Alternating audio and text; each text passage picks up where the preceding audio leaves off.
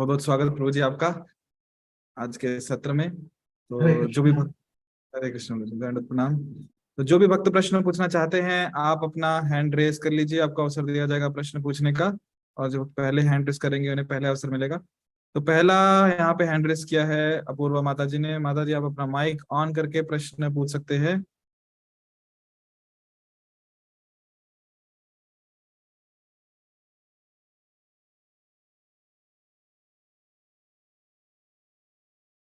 Okay, इन्होंने chat section में प्रश्न डाल दिया है, मैं चैट सेक्शन से ही पढ़ता हूँ। ये कह रहे हैं Hare Krishna Prabhu ji, I read in the Bhagavad Gita introduction book that we have 1/4 of material world and 3/4 of the आध्यात्मिक world. So my question is, why do Krishna made such small amount of bad material world? Why all is not adhyatmic? Why Jivatma came here? Why Jivatma had wished to come here even when Krishna was near to Jivatma? Are there more Jivatmas still coming here? And if we gone to spiritual world, will we come again here by our wish? ठीक है।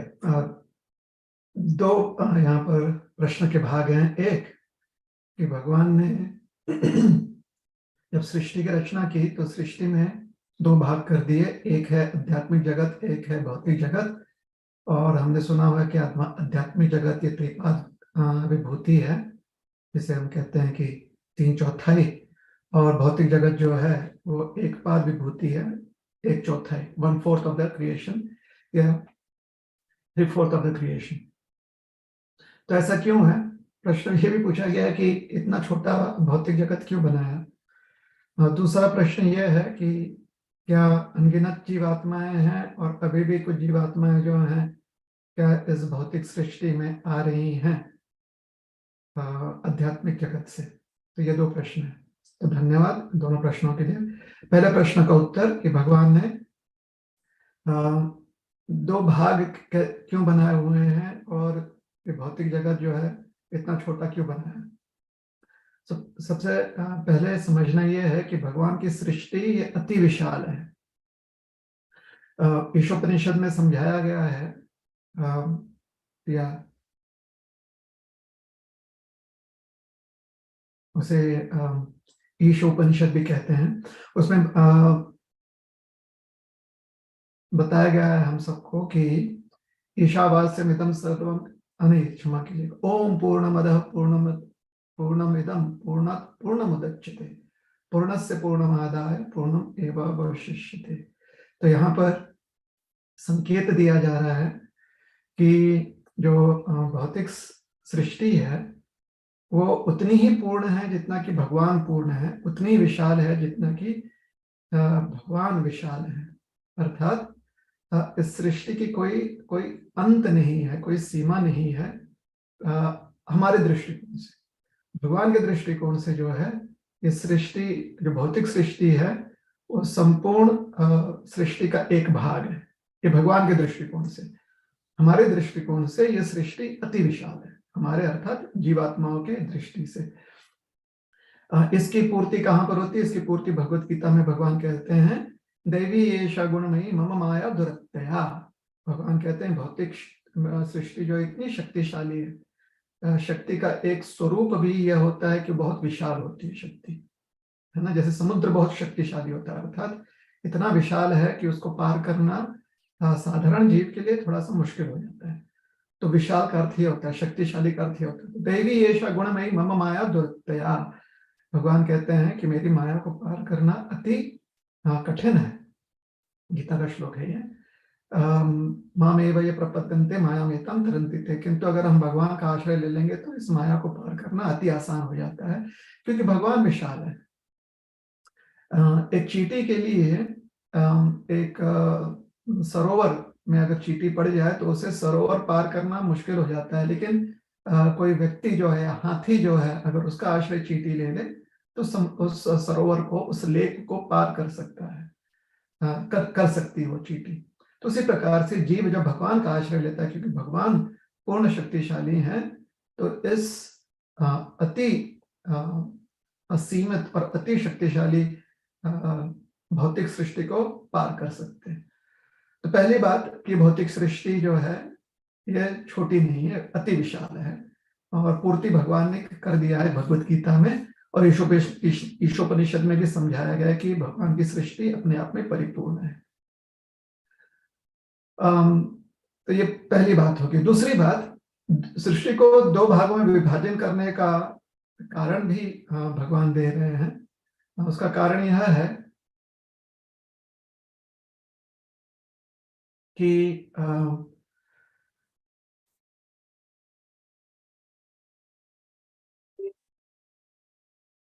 कारण, हाँ क्षमा कीजिए, उसका कारण यह है कि जिस प्रकार से किसी भी अवस्था में, किसी भी समाज में एक ऐसे व्यवस्था की आवश्यकता पड़ती है जहां पर लोग अपनी गलतियों को सुधारें।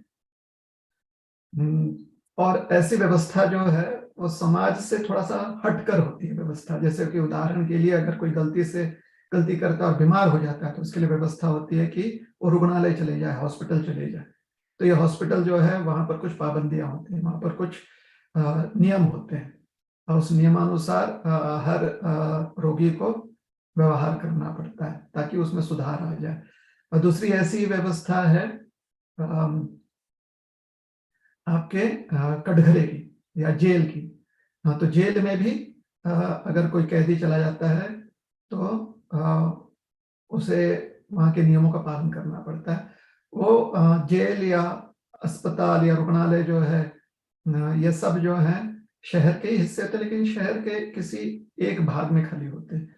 बाकी पूरा शहर जो है, बाकी पूरा जो नगर है, पूरा जो सिटी है, वो आपके व्यवहार के लिए खुला हुआ है। लेकिन जब आप रोगी हो जाएं या आप कैदी बन जाते हैं तो फिर आपके लिए ऐसी व्यवस्था की जाती है। उसी प्रकार से भौतिक जगत में जिनके मन में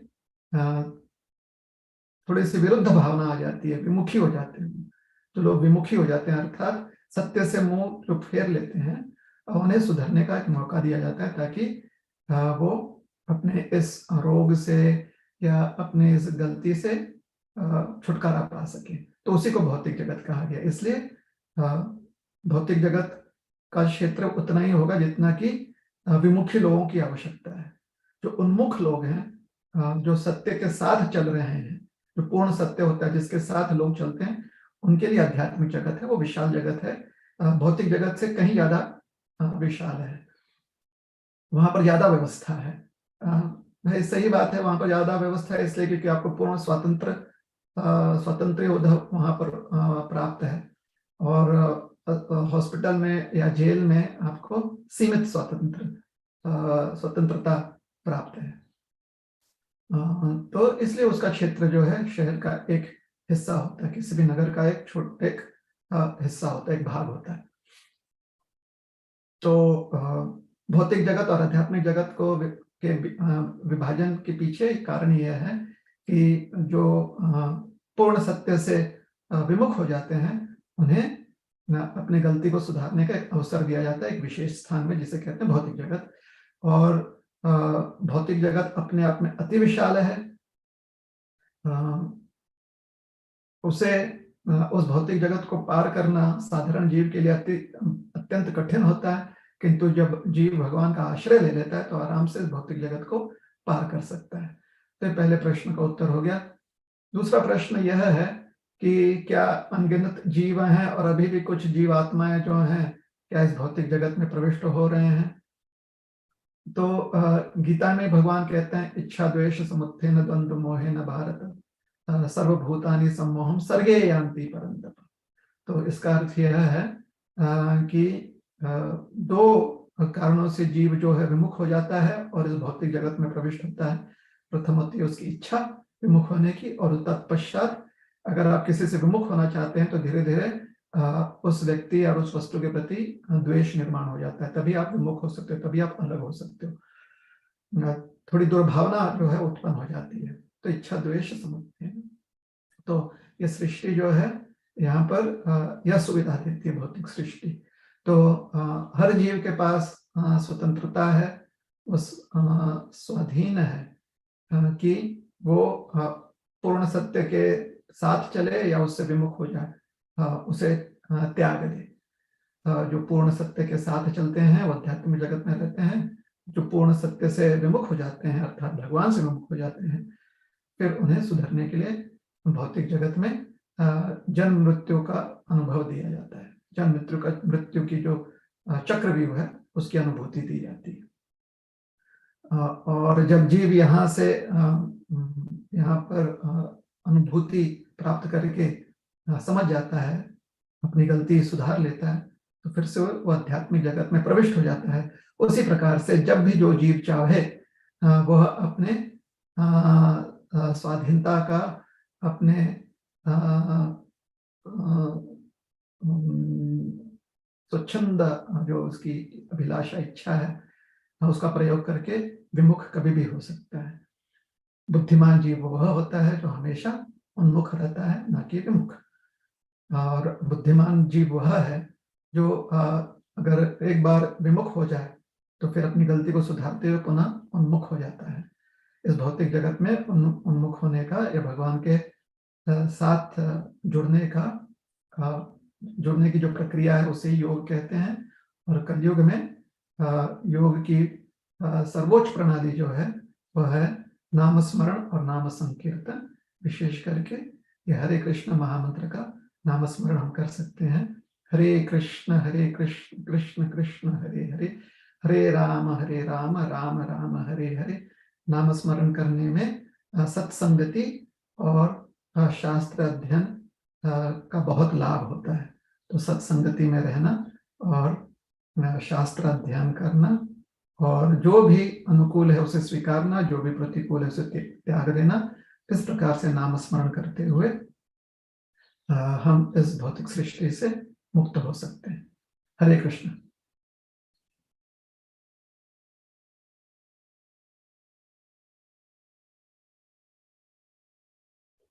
हरे कृष्णा। अपूर्वा माता जी, आप अपना अभिप्राय व्यक्त कर सकते हैं।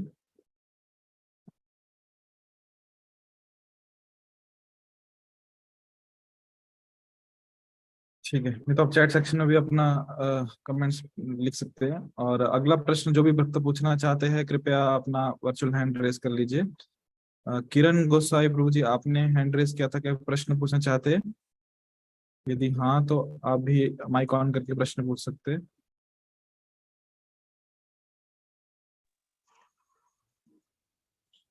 हरे कृष्ण प्रभु जी, दंडवत प्रणाम। हरे कृष्ण।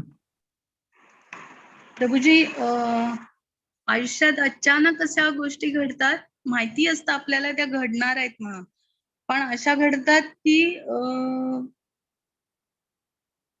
त्याच्यामुळे आपली भक्ती आपण कशी सांभाळून ठेवायची, किंवा मग मनाला आणि बुद्धीला कसं सांभाळायचं, हे हवं होतं मला याचं उत्तर। तो कभी कभी जीवन में ऐसे प्रसंग जो है आ जाते हैं जो हमें पता है कि आ सकते हैं और फिर उस समय थोड़ी कठिनाई होती है। तो इन कठिनाइयों में कैसे हम अपने आप को स्थिर रखें ताकि मन भक्ति में लगे, ऐसा प्रश्न है इनका। तो देखिए, इस भौतिक जगत में बहुत सारी जीवात्माएं हैं और हर जीव के पास क्षमता है कि वो अपनी अभिलाषा व्यक्त कर सके। जिस प्रकार से हम अपनी अभिलाषा व्यक्त करते हैं, अन्य जीव जो हैं वह भी अपनी अभिलाषा, अपनी इच्छा व्यक्त करते हैं। और ऐसे बहुत सारे जीवों का हमारे साथ संबंध हो सकता है और हमारा उनके साथ संबंध हो सकता है। और अपनी अभिलाषा पूर्ति में हमें उनकी आवश्यकता पड़ सकती है या उन्हें हमारी आवश्यकता पड़ सकती है। तो क्योंकि हम सब के अपनी अभिलाषा पूर्ति का अपना अपना दृष्टिकोण होता है, तो कहीं ना कहीं इन दृष्टिकोणों का टकराव होना ये संभव है और निश्चित है, होगा ही टकराव। शास्त्र में उदाहरण दिया जाता है और हमारे आचार्य श्री प्रभुपाद जी भी उदाहरण देते हैं कि अगर एक कुएं में, एक सरोवर में एक पत्थर, कंकड़ फेंक दिया जाए तो उससे बहुत सारे तरंगे उत्पन्न होते हैं सरोवर में। लेकिन ये तरंग जो है ना, एक के बाद एक उत्पन्न होती हैं, वो किसी से एक दूसरे से टकराती नहीं है। लेकिन उसी सरोवर में अगर कोई और एक पत्थर फेंक दिया जाए तो उस पत्थर से भी तरंगे निर्माण होंगी और अब तरंगों में टकराव होगा। तो अगर 2, 4, 5 या अनगिनत पत्थर सरोवर में फेंकना है जिससे कि तरंगों में टकराव ना हो, तो फिर एक ही स्थान पर पत्थर फेंकना पड़ेगा। उसका एक ही केंद्र बिंदु होना चाहिए, एक ही जगह होना चाहिए अगर वहीं पर पत्थर फेंकेंगे तो कभी भी किसी भी पत्थर के वहां पर गिरने से जो तरंगे उत्पन्न होती हैं उसमें टकराव नहीं होगा। अर्थात हमारे जीवन में जब हम कोई भी अभिलाषा रखते हैं तो उससे हमारे मन में और हमारे कार्यों में तरंगे आती हैं, मतलब उसका कुछ ना कुछ व्यवहार होता है। वैसे ही कोई और जब अभिलाषा व्यक्त करता है तो उसके जीवन में और उसके मन में ऐसी तरंगे उत्पन्न होती हैं व्यवहार की। अगर केंद्र बिंदु एक ही रहा तो इन तरंगों में टकराव नहीं होगा, लेकिन केंद्र बिंदु अलग अलग रहा तो टकराव होगा, मनमुटाव होगा, समस्याएं आएंगी। हाँ, तो जिस प्रकार से हम किसी चीज को देख रहे हैं, हमें पता है कि शायद ये घटना ऐसे घट सकती है, वैसे ही कोई और व्यक्ति जिसका भी उसी प्रसंग में योगदान हो, वो भी उसी प्रसंग को देख सकता है, लेकिन वो अपने दृष्टिकोण से दिखेगा। इसे सामान्य भाषा में कहते हैं कि अगर एक ग्लास में, एक कांच का ग्लास है, उसमें पानी भर दिया जाए तो उसमें जितना पानी भरा हुआ है, एक व्यक्ति उसे देखेगा कि उतना पानी भरा है, दूसरा व्यक्ति देखेगा कि उतना ग्लास खाली है। इसे कहते हैं आधा ग्लास खाली, आधा ग्लास पूर्ण, ऐसा दृष्टिकोण। अब एक व्यक्ति कहेगा कि ये ग्लास पानी से भरा हुआ है, दूसरा कहेगा देखो कहाँ भरा हुआ है, तो खाली है। तो इसके ऊपर जो है फिर मनमुटाव होता है और टकराव होता है। तो बहुत सरल उदाहरण दिया जा रहा है। हम दूसरा एक उदाहरण देते हैं कि अंग्रेजी में 6 क्रमांक होता है। 6 क्रमांक अगर आप एक पन्ने पर लिख दें और आपने अपने सामने आप एक कुर्सी पर बैठे रहें, टेबल पर ये पन्ना रखें जहां पर 6 आपने लिखा और आपके बिल्कुल सामने आपके फेस टू फेस कोई दूसरा व्यक्ति बैठा हुआ है, तो उसी को वही 6 क्रमांक जो है 9 दिखेगा। उसके हिसाब से वो 9 है, आपके हिसाब से वो 6 है, जबकि वो प्रसंग एक ही है। तो हर व्यक्ति के पास क्षमता है कि वो अपना दृष्टिकोण रखे। हाँ, यहाँ पर कुछ मर्यादाएं आ जाती हैं, जैसे कि आपका स्टेटस क्या है, आपका अधिकार क्या है, आप कौन हो। अगर जैसे कुछ मर्यादाएं होती हैं, पारिवारिक संबंध के कुछ मर्यादाएं होती है, सामाजिक संबंध के कुछ मर्यादाएं होती हैं। जो राजा है या जो राष्ट्र है, उसके नियमों की मर्यादाएं आ जाती हैं। तो वो मर्यादाएं कुछ होती हैं जिसके अनुसार हमें व्यवहार करना आवश्यक है, किंतु हर व्यक्ति का दृष्टिकोण उसी प्रसंग को लेकर थोड़ा सा अलग हो सकता है और अलग होने के कारण ही मनमुटाव होता है। अगर आप अपने जीवन में स्थिरता चाहते हैं तो सबसे पहले आपके पास क्षमता होनी चाहिए कि सामने वाले व्यक्ति का अगर दृष्टिकोण थोड़ा अलग है तो उन्हें अपना दृष्टिकोण समझाएं और उनका दृष्टिकोण समझें। और अगर एक दूसरे का दृष्टिकोण समझते हुए अगर आपके पास क्षमता है, समय है और इच्छा है, तो आप क्या कर सकते हैं, आप अपना दृष्टिकोण उनके समान कर सकते हैं या उन्हें आग्रह कर सकते हैं कि उनका दृष्टिकोण जो है आपके समान बन जाए, या दोनों दृष्टिकोणों को लेकर आप चल सकते हैं। तो ये जो है ये बुद्धिमानी है। और जितना ज्यादा व्यवहार व्यक्ति संसार में करता है, जैसे जैसे समय संसार में बीतता है, उसकी आयु हो जाती है, उम्र हो जाती है, तो उसे बहुत अनुभूतियां प्राप्त होती हैं और इन अनुभूतियों के कारण जो है वो बहुत सारे व्यवहारों में स्थिर रहना सीख जाता है। तो अनुभव जो है ये हमें सिखाते हैं, किंतु एक बहुत महत्वपूर्ण जो हमने विषय यहाँ पर उठाया था वो है कि केंद्र बिंदु अगर एक ही हो तो दृष्टिकोण अलग अलग हो सकते हैं लेकिन मनमुटाव नहीं होगा। तो ऐसा केंद्र बिंदु एक होने का उद्देश्य जो है ये हमारे पूर्व के बुद्धिमान जीव जो हमारे आचार्य हैं और जो शास्त्र हैं, शास्त्र अनुसार और आचार्यों ने भी शास्त्र की ही इसी वाणी को और जो है दर्शाया है वो यह है कि अगर हम भगवान को केंद्र बिंदु में रखकर उन्हें केंद्र बिंदु अपने जीवन का बनाकर हम और हर कोई अन्य व्यक्ति जो है केंद्र बिंदु बनाता है और भगवान के आदेशानुसार उसकी मर्यादा को समझते हुए, जानते हुए अपना व्यवहार करता है, तो बहुत हद तक बहुत सारे जो कठिनाइयां होती हैं सुलझ जाती हैं। कुछ कुछ कठिनाइयां फिर भी रह जाएंगी, मुख्य जिसमें है जरा व्याधि अर्थात बुढ़ापा, बीमारी और मृत्यु। से आयुष्य समाप्त होना और अन्य इससे उत्पन्न छोटी छोटी समस्याएं और जो हैं वो रह जाती हैं, लेकिन मोटा मोटी बहुत सारे अनावश्यक मन को चंचल या मन को विचलित करने वाले जो विषय हैं वो समाप्त हो जाते हैं।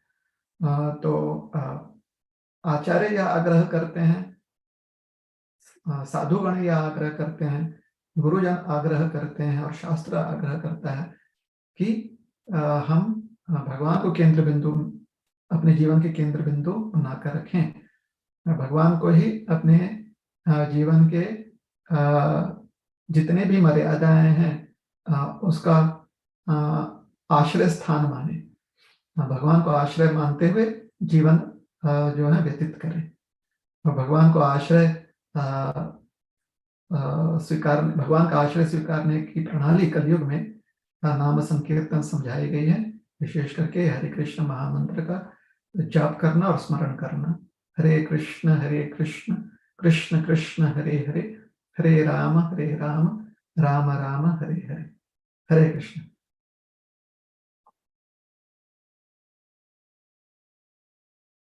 हरे कृष्णा। धन्यवाद प्रभु जी। और भी जो भक्त प्रश्न पूछना चाहते हैं अपना वर्चुअल हैंड रेस कर सकते हैं, और किरण माता जी आप अपना अभिप्राय व्यक्त कर सकते हैं माइक ऑन करके, या आप उत्तर से संतुष्ट है या नहीं। हरे कृष्णा प्रभु जी, थैंक यू, दंडवत प्रणाम on your lotus feet, thank you so much. Hare Krishna. Hare Krishna. और भी जो भक्त प्रश्न पूछना चाहते हैं आप अपना वर्चुअल हैंड रेस कर सकते हैं, आपको प्रश्न पूछने का मौका दिया जाएगा, या फिर आप चैट सेक्शन में भी आपका प्रश्न सकते हैं। तो यहाँ पे मैं गूगल फॉर्म से प्रश्न पूछता हूँ। गूगल फॉर्म पे प्रश्न आया है, ओमकार कल्पना लक्ष्मण गोरे जी ये पूछ रहे हैं कि मैं भक्ति मार्ग धर्म आचरण मानव को इस मार्ग में लाने के लिए और मानव को मनुष्य जीवन का उद्देश्य समझाने के लिए वो ये करना चाहते हैं, ज्ञान वितरण करना चाहते हैं, और वो पूछ रहे हैं कि मुझे किस विद्या का अध्ययन करना चाहिए और कौन कौन से ज्ञान कहाँ से प्राप्त कर सकता हूँ या करना चाहिए, योग्य दिशा आप बताएंगे क्या विद्या जानकारी ज्ञान प्राप्त करने के लिए। हमारे प्रमुख आचार्य अर्थात इस्कॉन के संस्थापक आचार्य श्री श्रीमद अभय चरण अरविंद भक्ति वेदांत स्वामी श्री प्रभुपाद जी ने बहुत सारे वैदिक ग्रंथों का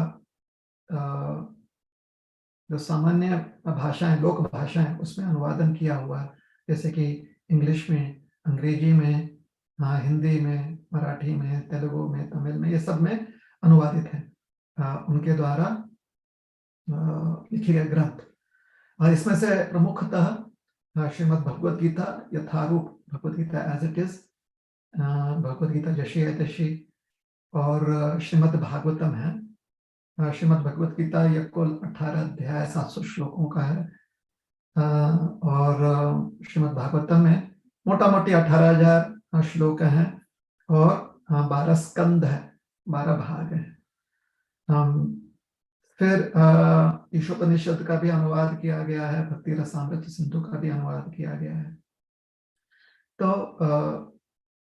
उपदेशामृत नेक्टर ऑफ इंस्ट्रक्शन का भी अनुवाद किया गया है। तो ये ग्रंथ जो है इससे बहुत कुछ हमें सीखने को मिलेगा। तो अति सरल है, मतलब कम से कम जो हर व्यक्ति कर सकता है वो श्रीमद् भगवद गीता का अध्ययन, श्रीमद् भगवद गीता यथारूप का अध्ययन कर सकते हैं। अगर आपके पास उसकी प्रति है तो अच्छी बात है, नहीं है तो किसी भी इस्कॉन केंद्र से आप वो प्राप्त कर सकते हैं। साथ ही साथ आप इस्कॉन केंद्र से जो है दूसरों को भी वितरण करने के लिए ग्रंथ प्राप्त कर सकते हैं, वहीं से आप और भी प्रतियां ले सकते हैं और दूसरों को वितरण कर सकते हैं। वैसे श्रीमद् भागवतम भी है, और स्वयं के लिए, और एक बार आप उसका अध्ययन कर लें तो दूसरों को भी वितरण कर सकें, ऐसे और एक ग्रंथ है श्री चैतन्य महाप्रभु के संदर्भ में, वो है श्री चैतन्य चरितामृत। तो फिर से नाम ले लेते हैं, श्रीमद् भगवद गीता, श्रीमद् भागवतम, श्री चैतन्य चरितामृत, श्री ईशोपनिषद, श्री उपदेशामृत और भक्ति रसामृत सिंधु। भारत में अन्य भी ग्रंथ जो कि सरल भाषा में बहुत प्रचलित हैं, उसका भी अध्ययन कर सकते हैं, जैसे कि श्री वाल्मीकि रामायण और महाभारत, व्यासदेव जी द्वारा कृत महाभारत। तो श्री रामायण और महाभारत का भी अध्ययन किया जा सकता है, और इससे जो ज्ञान प्राप्त हो वो हम अन्य व्यक्तियों को ज्ञान प्रदान कर सकते हैं। अन्य इस संबंध में अगर कोई भी और जिज्ञासा हो आपकी, तो हम आप इस्कॉन केंद्र से संपर्क कर सकते हैं, और वहां से आप और मार्गदर्शन अगर चाहें तो प्राप्त कर सकते हैं। हरे कृष्ण। या ऑनलाइन भी आप इस्कॉन केंद्र से जुड़कर आप और जानकारी प्राप्त कर सकते हैं। हरे कृष्ण। हरे कृष्ण। धन्यवाद प्रभु जी। और भी जो भक्त प्रश्न पूछना चाहते हैं, आप अपना माइक, आप अपना हैंड रेज कर सकते हैं, आपको माइक ऑन करने का अवसर दिया जाएगा, या आप चैट सेक्शन में प्रश्न पूछ सकते हैं। अगला प्रश्न यहाँ पे है, डॉक्टर अश्विनी वैष्णव माता जी का ही पूछ रहे हैं, Sita Mai is an incarnation of goddess Lakshmi, why she was cursed by a parrot?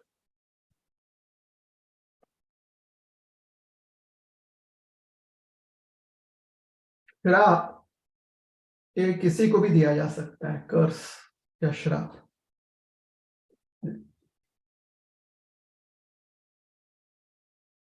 श्राप फलित होना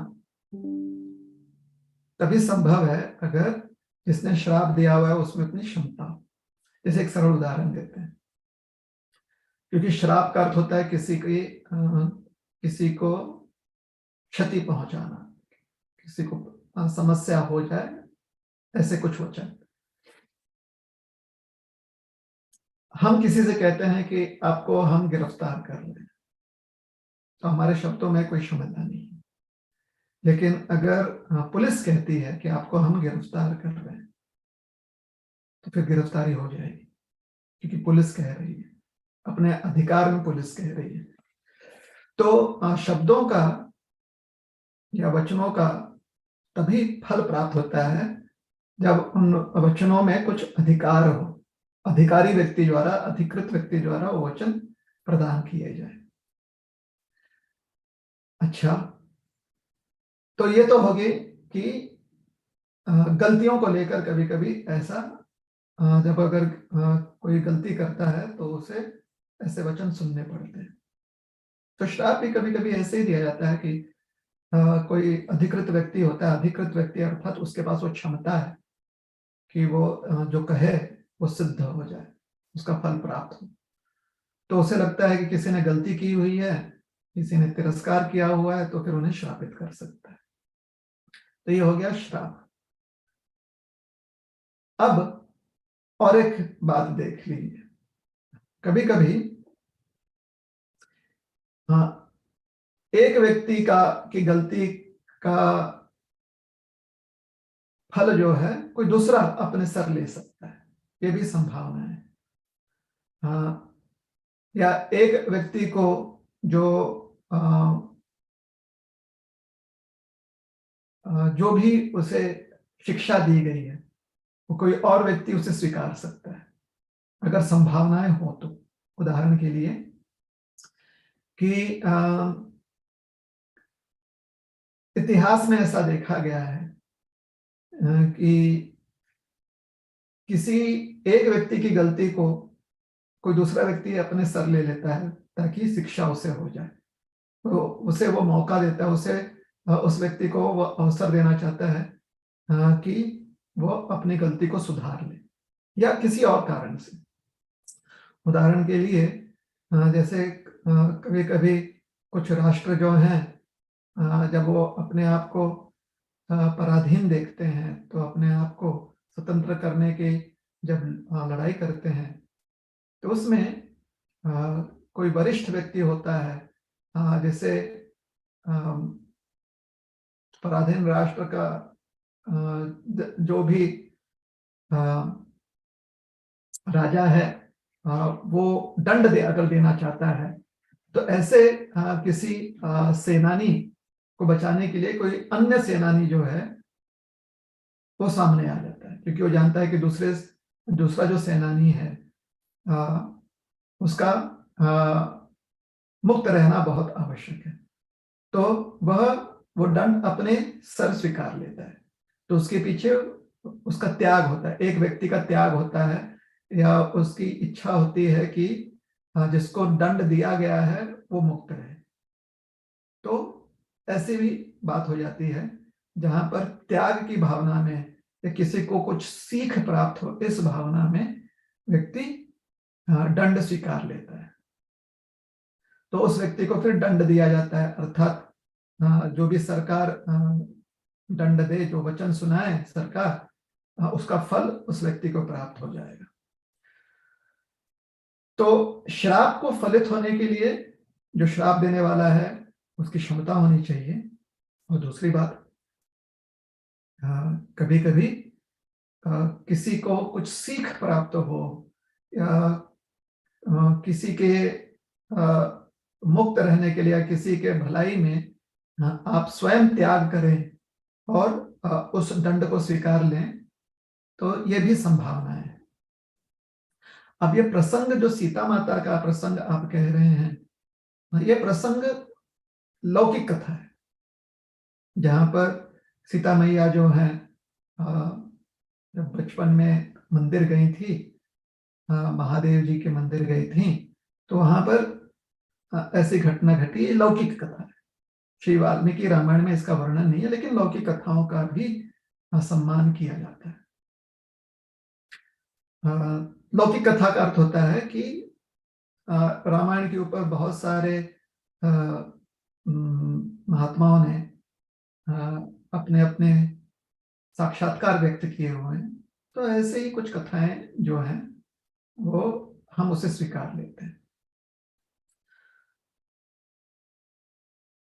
तो अगर हम इस कथा को स्वीकारते हुए मान लेते हैं कि भाई ऐसा श्राप जो है लगा भी है, तो यही समझना चाहिए कि सीता मैया जो है वो जगन माता है, जगत धात्री है, वो साधारण नहीं है। एक ऐसे ही बहुत सारे ऐसे ही दृष्टिकोण हैं महात्माओं के भी और शास्त्र के भी, कि जहां पर यह भी समझाया गया है कि सीता मैया के ही विस्तार बहुत सारी लक्ष्मियां भी हैं, क्योंकि सीता मैया जो है साक्षात परम लक्ष्मी है, यह भी समझाया गया है। तो दृष्टिकोण यह है।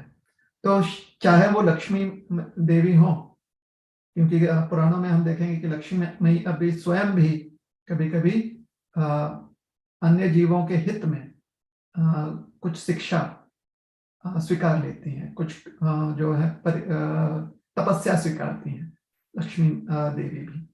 तो ऐसे सीता मैया ने इस जगत में सीख प्राप्त हो लोगों को, तो ये परम त्याग या कहिए कि एक जगत धात्री होने के नाते उनका जो प्रेम है प्रत्येक जीव के लिए, उस प्रेम के दृष्टिकोण से सीता मैया ने इस श्राप को स्वीकारा। फिर से हम दोहराते हैं, श्रीमद् वाल्मीकि रामायण में ये प्रसंग नहीं आता है, किंतु अन्य महात्माओं के द्वारा जो रचनाएं हैं प्रभु रामचंद्र जी के चरित्र पर, सीताराम के चरित्र जहां पर भी चरितावली दी गई है हमारे संस्कृति में, उसका सम्मान करते हुए हम इसे स्वीकारते हैं और बात यही समझते हैं कि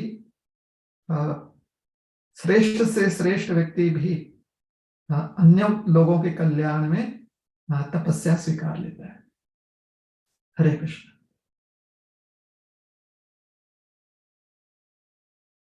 हरे कृष्णा। धन्यवाद प्रभु जी। और भी जो भक्त प्रश्न पूछना चाहते हैं अपना हैंड रेस कर सकते हैं। अपूर्वा माता जी ने हैंड रेस किया, और ठीक है, सीएसएमएस रेस्टोरेंट्स का हम प्रश्न पहले ले लेते हैं, फिर अपूर्वा माता जी का प्रश्न लेंगे। आप अपना माइक ऑन करके प्रश्न पूछ सकते हैं। हरे कृष्णा प्रभु जी। हरे कृष्णा। प्रभु जी, मेरा प्रश्न है कि पेरेंट्स कुछ अलग चाहते हैं और हम कुछ अलग चाहते हैं, मतलब हैं कि तुम ऐसा करो, तो हमको लगता है हम ऐसा करें, तो ये द्विधा परिस्थिति को कैसे पार करें, और उनका मन भी दुखना नहीं चाहिए, तो इसके लिए क्या कर सकते हैं हम? पेरेंट्स का मुख्य उद्देश्य वही होता है जो आपका भी मुख्य उद्देश्य है। आप भी जीवन में सुखी रहना चाहते हो, और पेरेंट्स भी, आपके जो पालक हैं वो भी यही चाहते हैं कि आप जीवन में सुखी हो।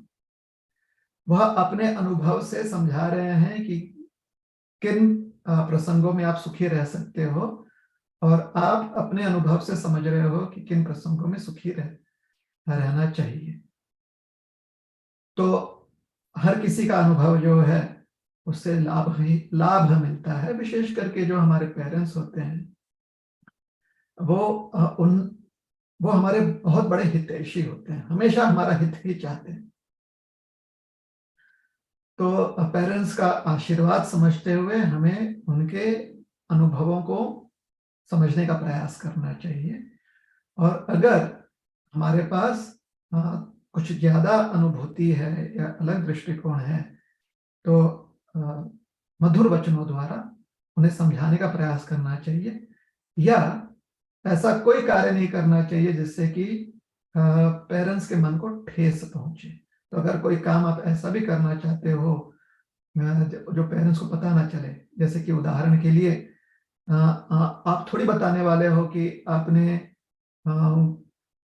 इंजीनियरिंग CSMSS, यही है ना कॉलेज? CSMSS। हाँ, CSMSS इंजीनियरिंग कॉलेज है शायद, तो आप इंजीनियरिंग कर रहे हो। थोड़ी आप बताते हो कि आपने कौन से चैप्टर्स पढ़े हुए हैं, आप थोड़ी बताते हो कि क्लास में आपने जो सुना, तो पेरेंट्स को आकर आप दोहराते नहीं हो, किंतु आप वो काम कर रहे हो।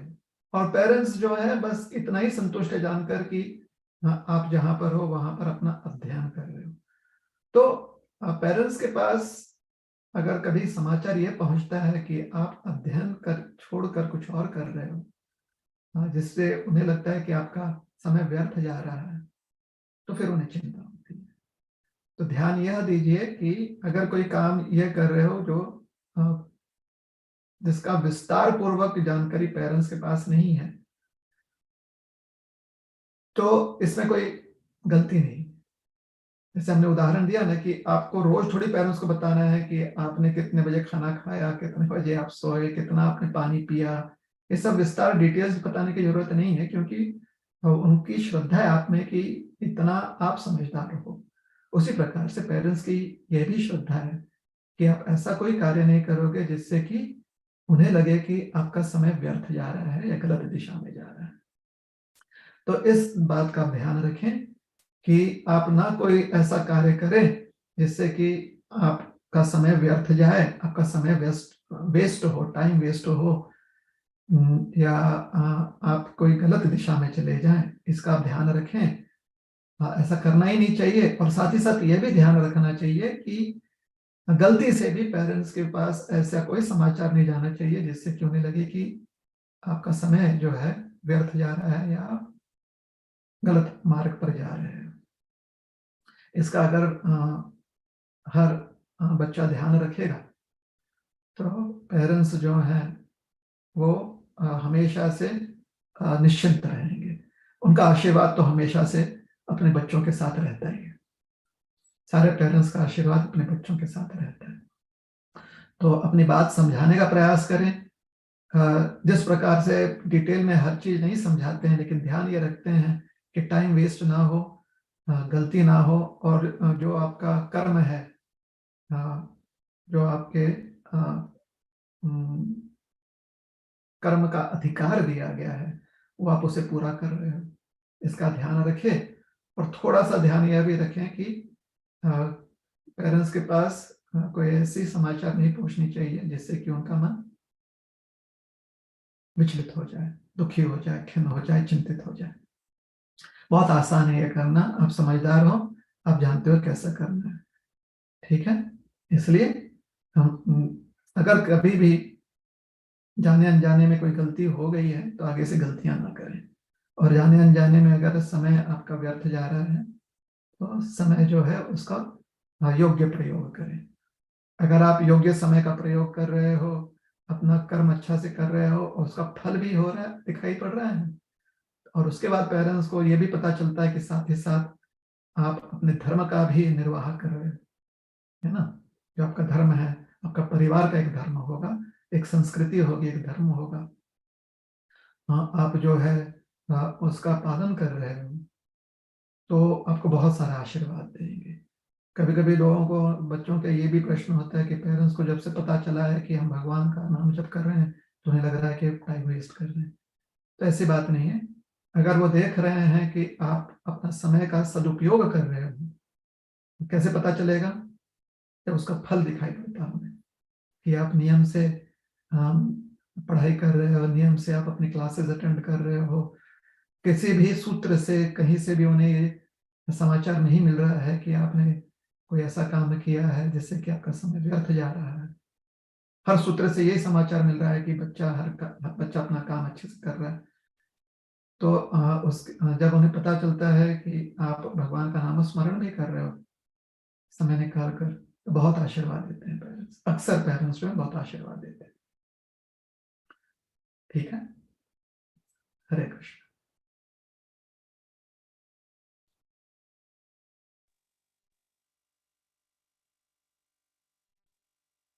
हरे कृष्णा, आप अपना अभिप्राय व्यक्त कर सकते हैं।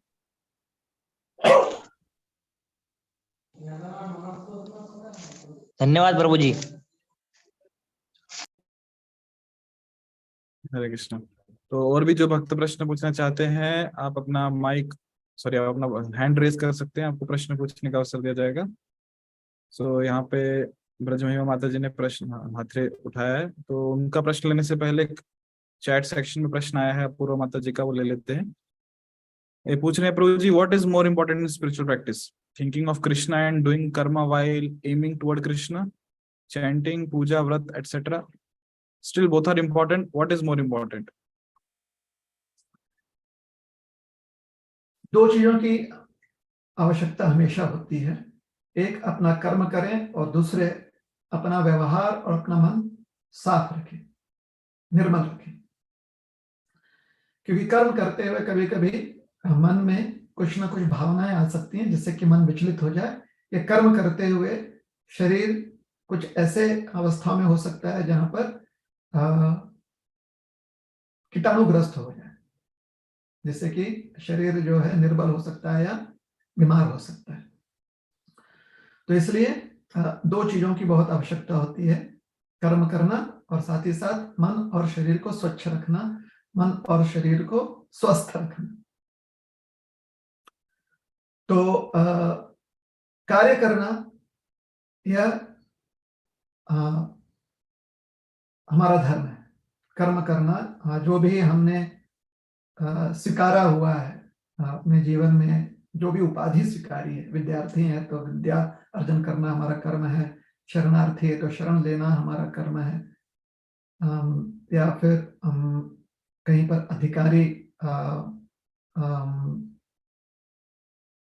अधिकारी हैं हम, तो दूसरों का ध्यान देना, या अपना जो भी हमारे अधीन है वो सुरक्षित रखना, यह हमारा कर्म है। तो जो भी हमारा अधिकार हो उसके अनुसार कर्म करना ये अनिवार्य है, आवश्यक है।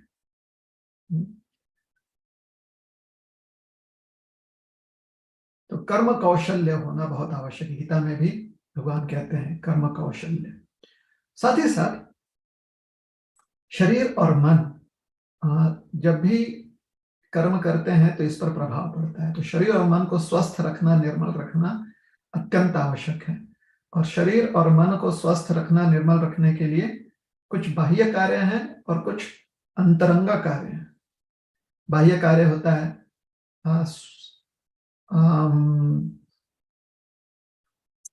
ऊर्जापूर्ण भोजन ग्रहण करना। बाह्य कार्य होता है ठीक से विश्राम करना।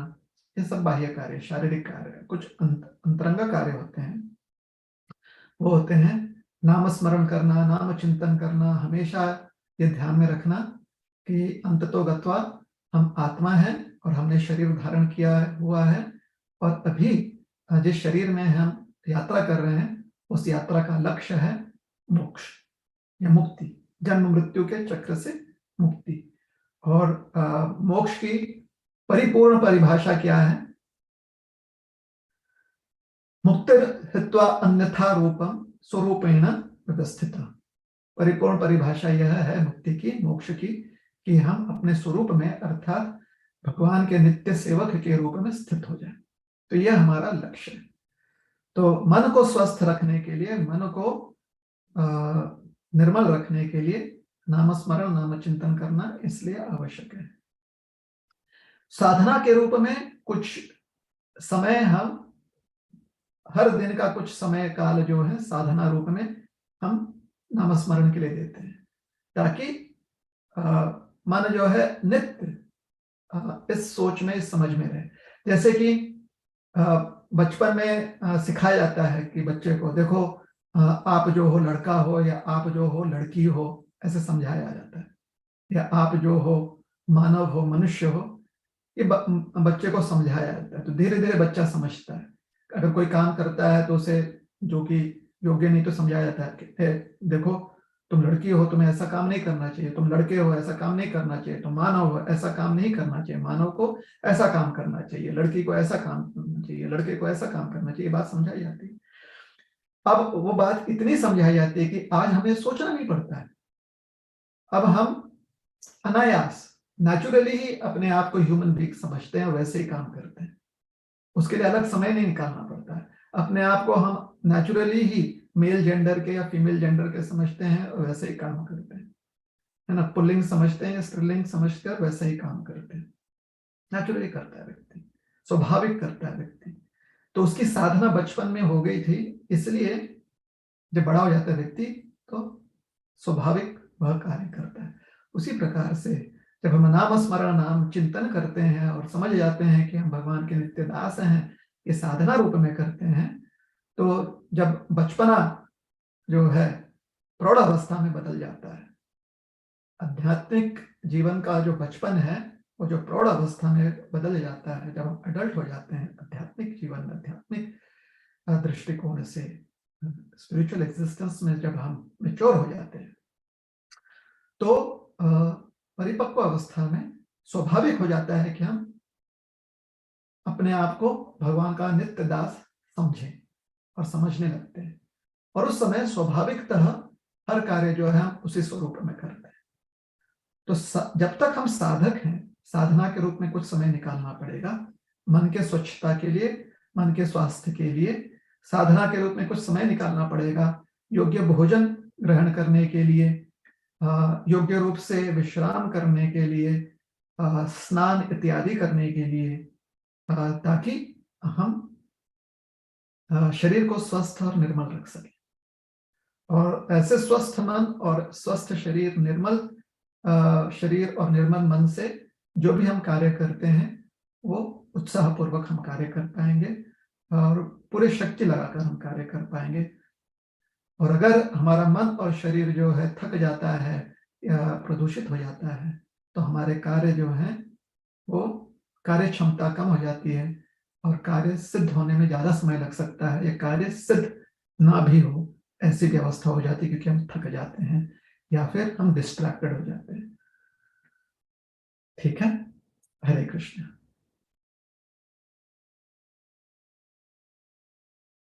हरे कृष्णा, धन्यवाद प्रभु जी। अगला प्रश्न इसी से रिलेटेड है कि इन दोनों में से काम क्या महत्वपूर्ण है जब हम नाम जप करते हैं, जो शब्द है उसकी ध्वनि या फिर हमें शब्द पे फोकस करना चाहिए जब करते समय?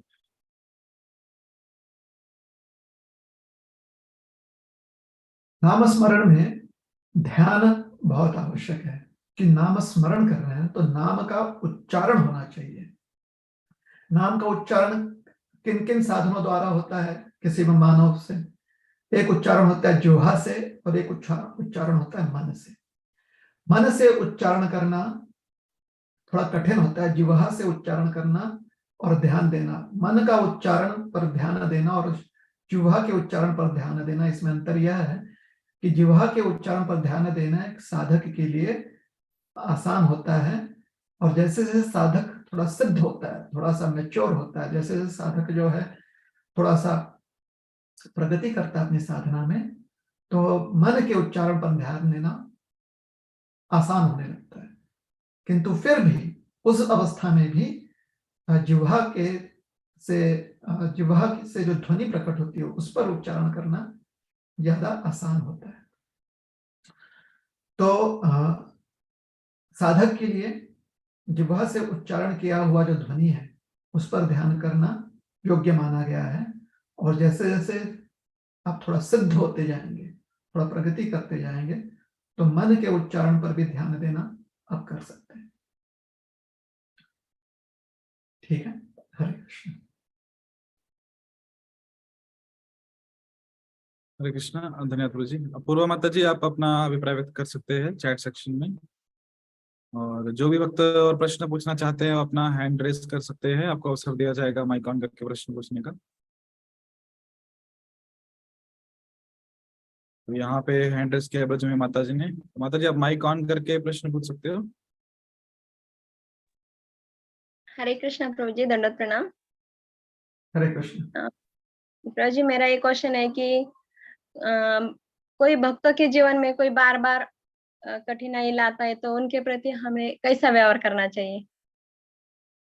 और दूसरा क्वेश्चन, और भक्तों के मन में दया और सहनशीलता होती है और क्षमा, तो वो हमेशा क्षमा करता है, दया करता है, तो मगर भक्त अड़चनी परेशानी में पड़ता है, तो तभी भी उन व्यवहार कैसा रखना चाहिए?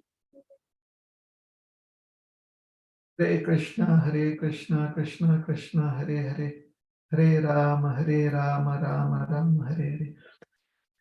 दो प्रश्न है कि भक्तों के जीवन में जब कठिनाइयां होती हैं तो क्यों होती है और क्या करना चाहिए, विशेषकर क्या करना चाहिए, और भक्तों के मन में दया और सहनशीलता होती है तो उसका क्या महत्व है। यही दो प्रश्न है ना द्विजमणि गौर करो। जी प्रभु जी। ठीक है, 84 लाख योनियां समझाई गई हैं पुराणों के अनुसार, विशेष करके पद्म पुराण में, जिसमें से सर्वश्रेष्ठ बुद्धि जिस योनि में है वो मानव योनि है। सर्वश्रेष्ठ बुद्धि होने का अर्थ यह है कि हम हर जीव के प्रति जो है दया भाव रखें। तो दूसरों के प्रति दया भाव रखने का अर्थ यह होता है कि हमें समझ में आता है कि दूसरों के जीवन में कठिनाइयां होती हैं। तो जैसे मानव जो है, सोचिए आप और आपका पड़ोसी उदाहरण ले लेते, तो आपके पड़ोसी को भी दूसरों के जीवन में कठिनाइयां दिखती हैं या दिख सकती हैं क्योंकि वो मानव है। आपको भी आपके जीवन में आपको भी दूसरों के जीवन में कठिनाइयां दिख सकती हैं क्योंकि आप एक मानव हो। तो आपको, आपके पड़ोसी को और हर मानव को प्रयास करना चाहिए कि दूसरों के जीवन का जो दुख है उसे समझें, और उसके लिए, उसके निवारण के लिए हो सके तो कुछ ना कुछ व्यवस्था करें, कुछ ना कुछ योगदान दे। आपका पड़ोसी जो है आपके जीवन में दुख है ये देख पाएगा। क्यों? क्योंकि 84 लाख योनियों में दुख आता है, जन्म मृत्यु जरा व्याधि दुख दोषानुदर्शन। तो आप भक्त हो या अभक्त हो ऐसा विभाजन कीजिए ही नहीं, ठीक है ना। दुख जो है हर मानव के जीवन में आता है, जिस प्रकार से दुख 84 लाख योनियों में सभी को आता है, तो दुख सभी के पास है। हाँ, कभी कभी हम किसी चीज से इतना आसक्त हो जाते हैं कि जब उस आसक्ति के कारण हमें परेशानी होती है तो हमें लगता है कि अरे हम बहुत दुखी हैं। उदाहरण के लिए, अगर हम बहुत गर्मी पड़ रही है, बहुत ज्यादा गर्मी पड़ रही है, धूप बहुत है, और हम बाहर रास्ते से चल रहे हैं, तो हमारे सर पर तेज धूप पड़ता है तो हमें लगता है कि कितना दुख है, कितने परेशानी, पसीना छूट रहा है, जल रहा है पूरा शरीर। लेकिन हम यह नहीं देख पाते हैं कि राह में इतने सारे वृक्ष हैं, उन पर भी तो वही धूप पड़ रही है, वो भी तो सूख रहे हैं, लेकिन उनके लिए हम कर क्या सकते हैं। तो दुख जो है हमें ज्यादा तभी प्रतीत होता है जब हम किसी चीज से ज्यादा आसक्त हो जाते हैं अपने जीवन में। जब अपनी अवस्था से ज्यादा आसक्त हो जाते हैं तो हमें अपना दुख दिखाई देता है। जैसे कि बहुत तेज गर्मी है तो हमें पता चल रही है, लेकिन वृक्षों पर भी वो गर्मी पड़ रही है, हमें पता नहीं चलता। हाँ, हमारे साथ हमारे भाई बहन है, हमारे परिवार वाले हैं, तो हमें लगता है कि शायद उन्हें भी उतनी गर्मी लगती होगी, किंतु वृक्षों के प्रति इतनी हमारी भावना नहीं होती है। तो हमारी हिंदू संस्कृति इसलिए समझाता है कि जब बहुत ग्रीष्म काल हो तो पशु पक्षी इत्यादियों के लिए भी हम थोड़ी जल व्यवस्था करें, और खास करके वृक्षों को हम ज्यादा पानी दें। ये हमें समझाया जाता है, और बचपन से ये बात हमें समझाई जाती है, क्योंकि बचपन से हम मंदिर जाते हैं तो बचपन से ही हम पीपल के वृक्ष में, वट वृक्ष में जल देते हैं, तुलसी में जल वृक्ष देते हैं। जब व्यक्ति बचपन से ये सीख जाता है तो जब वो प्रौढ़ावस्था में पहुंच जाता है तो प्रौढ़ावस्था में वो अपने आप सिर्फ तुलसी, वट वृक्ष, पीपल के वृक्ष या उदम्बर के वृक्ष, इनको ही जल नहीं देता है, कांटों के भी, बबुल के वृक्ष को भी वो जल देता है, क्योंकि उसकी आदत पड़ जाती है जलदान करना। तो ये संस्कृति है, ये सीख दी जाती है। और जिस व्यक्ति के पास ऐसी सीख होती है, जिसका जीवन जो है ऐसे सेवा भाव से भरा पड़ा रहता है, जब उसके शरीर पर तेज धूप पड़ रहा है तो वो अन्य जीवों पर भी धूप पड़ रहा है, ये समझ जाता है और जान जाता है कि 84 लाख योनियों में सभी को यह समस्या है। इसलिए अपने दुख निवारण के साथ साथ दूसरों के दुख निवारण की भी वो व्यवस्था करता है। उदाहरण के लिए सरल उदाहरण दे रहे हैं, जब वो नाम संकीर्तन करता है, नाम स्मरण करता है, तो अपने लिए नाम स्मरण करते हुए साथ साथ वह दूसरों जीवों के लिए भी नाम स्मरण करता है, अर्थात वो जोर से कीर्तन करता है ताकि वृक्षों को भी ध्वनि सुनाई दे, अन्य कीट कुटाने पक्षियों को भी ध्वनि सुनाई दे। इसलिए हम लोग नगर संकीर्तन करते हैं। तो जितना हो सके उतना हम प्रयास करते हैं। हमें अपने दुखों में इतना नहीं उलझना चाहिए कि हम भूल जाएं ये संसार जो है ये हर प्राणी को दुख देगा, इसलिए हमारे जीवन में भी दुख आने वाला है, ताकि हम समझ जाएं कि संसार में सुख दुख ये द्वंद्व आते ही रहेगा। तो पहली यह कि दुख भक्त के जीवन में क्यों आता है, कि विशेष करके अगर हमें लगता है कि हम भक्त हैं तो हमारे जीवन में क्यों आता है। इसलिए आता है क्योंकि 84 लाख योनियों में से एक योनि में हम हैं, मनुष्य योनि में हम हैं, इसलिए दुख आना है। हाँ, भक्त होने का अर्थ यह होता है कि हम जानते हैं कि दुख आना है और दुख में हम अपने मन को स्थिर रखते हैं, हम भगवान का आश्रय लेते हैं। उसी प्रकार से मनुष्य योनि में हम जानते हैं कि सुख भी आना है और सुख में हम भगवान का आश्रय लेते हैं, नाम स्मरण करते हैं। क्यों? क्योंकि जिस प्रकार से दुख में व्यक्ति विचलित होता है उसी प्रकार से सुख में भी व्यक्ति विचलित होता है। एक में पीड़ा से व्यक्ति विचलित होता है और दूसरे में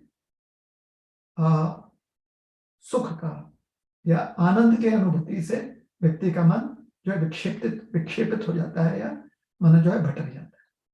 तो दोनों में ही व्यक्ति जो है मन को स्थिर रखता है। तो अगर हम किसी को भक्त समझ रहे हैं या अपने आप को भी भक्त मानते हैं तो अपने मन को स्थिर रखना चाहिए, दोनों ही अवस्था में, दुख हो या सुख हो, यह जानते हुए कि सुख और दुख जब तक ये शरीर है तब तक आएंगे। या तो अपने शरीर से या अपने मन से हमें सुख या दुख प्राप्त होगा, या अन्य जीवों के माध्यम से हमें सुख या दुख प्राप्त होगा, या प्रकृति के माध्यम से हमें सुख या दुख प्राप्त होने वाला है। ये होना ही है। तो भक्त होने का अर्थ यह होता है कि उसके पास यह ज्ञान दृष्टि होती है। शायद अन्य लोगों के पास यह ज्ञान दृष्टि ना हो। तो पहली बात समझना यह बहुत आवश्यक है। पहला प्रश्न का उत्तर यह है कि अगर आपको लग रहा है कि दुख आ रहा है किसी के जीवन में, वो भक्त हैं, या आपके जीवन में अगर आप अपने आप को भक्त समझ रहे हो तो आप, ये कोई विचित्र बात नहीं। हाँ, विचित्र यह होगा कि हमारा मन अगर भटक जाए, विचलित हो जाए, तब विचित्र बात होगी। आज दुख है, कल सुख भी आएगा। तो वो है ना, दोहा है ना, दुख में स्मरण सब करे, सुख में करे ना कोई। तो दुख में ही हमें याद आता है कि क्यों हमारे जीवन में दुख आ रहा है। सुख में कोई नहीं पूछता कि क्यों हमारे जीवन में सुख आ रहा है, बहुत कम लोग पूछते हैं। और ऐसा पूछना भी योग्य नहीं है। अगर ज्ञानी व्यक्ति है ना, वो नहीं पूछता कि सुख क्यों आ रहा है, दुख क्यों आ रहा है। वो सिर्फ देख रहा है कि दुख आ रहा है, सुख आ रहा है, मन को स्थिर रखना है, भगवान का आश्रय लेना है और अपना कर्म करते रहना है। तो पहली बात यह है कि भक्त जो है अपना कर्म करता है, जो भी उसका शारीरिक धर्म है, पारिवारिक धर्म है, सामाजिक धर्म है, वो कार्य संपन्न करता है। दूसरा प्रश्न यह है कि भक्त के मन में दूसरों के प्रति जो है दया भावना होती है, भक्त सहनशील होता है। सिर्फ भक्त नहीं होता है, जितने भी लोग सत्वगुण में हैं उनके पास भी यही दृष्टिकोण होता है।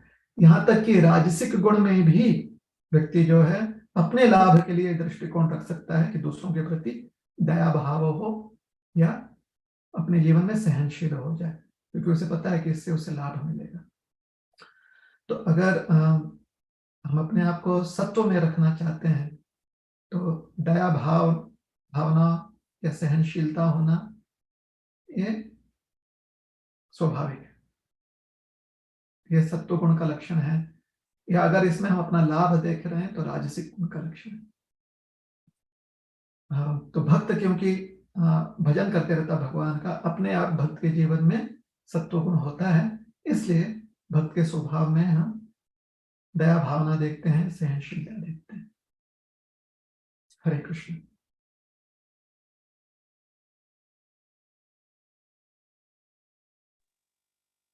थैंक यू प्रभु जी। हरे कृष्णा। हरे कृष्णा। और भी जिन भक्तों के मन में प्रश्न है तो आप अपना हैंड रेस कर सकते हैं ताकि आपको अवसर मिले प्रश्न पूछने का। यहाँ पे गूगल फॉर्म पे प्रश्न है, डॉक्टर अश्विनी वैष्णव माता जी का। ये पूछ रहे हैं, this year Purushottam mass is coming in place of Shravan, that is अधिक Shravan. Normally we avoid leafy sabzi, milk, curd and black gram. Now this year, as there are 5 months, which thing to be avoided in which sequence? अधिक मास का यह अर्थ नहीं है कि वो किसी मास के जगह पर आ रहा है। अधिक मास का अर्थ ये होता है कि 2 माह के बीच में वो आता है। तो इस बार अधिक मास जो है श्रावण और अश्विन के बीच में आ रहा है पंचांग अनुसार, इसलिए उसे अधिक श्रावण कहा गया, क्योंकि श्रावण को लग कर आ रहा है, श्रावण के साथ साथ आ रहा है। तो ऐसा समझ जाइए कि श्रावण महीना ही थोड़ा बढ़ चुका है, इसलिए उसे अधिक श्रावण कहा गया। ठीक है ना। अधिक मास में किन नियमों का पालन करना पड़ेगा? अधिक श्रावण का जो श्रावण मास का जो नियम है उसका तो पालन करना ही है, जो चतुर्मास के दृष्टिकोण से जो आ रहा है, क्योंकि उसके बाद अश्विन जब आएगा तो अश्विन जो है चतुर्मास का तीसरा महीना है, तो अश्विन के नियम तो लगने ही वाले हैं। साथ ही साथ अधिक मास के अपने नियम होते हैं, तो अधिक श्रावण में श्रावण के भी नियमों का पालन करना है और अधिक मास के नियमों का भी पालन करना है। हरे कृष्ण।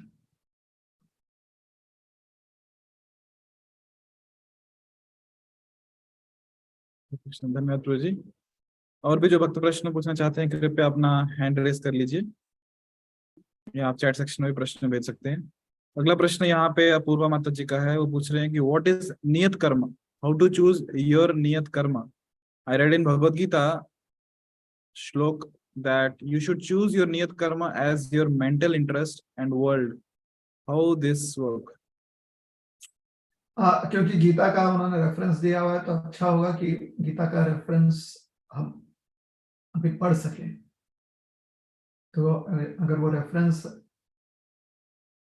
डायरेक्टली अगर नहीं पढ़ सकते हैं, अभी नहीं पढ़ सकते हैं, तो फिर उसके ऊपर कुछ कहना हमारे लिए अयोग्य होगा, वो सही नहीं होगा, क्योंकि वो रेफरेंस हम पढ़ रहे हैं। आपकी बात आपने कही है, क्योंकि गीता का आपने रेफरेंस दिया हुआ है, तो श्लोक का दिया हुआ है, अनुवाद में से अपने जो है रेफरेंस दिया हुआ है, या तात्पर्य में से रेफरेंस दिया हुआ है, टीका में से रेफरेंस दिया हुआ है, ये जानना बहुत आवश्यक है, तभी उसके ऊपर हम कोई कमेंट कर सकेंगे, तभी उसके ऊपर हम कोई दृष्टिकोण व्यक्त कर पाएंगे।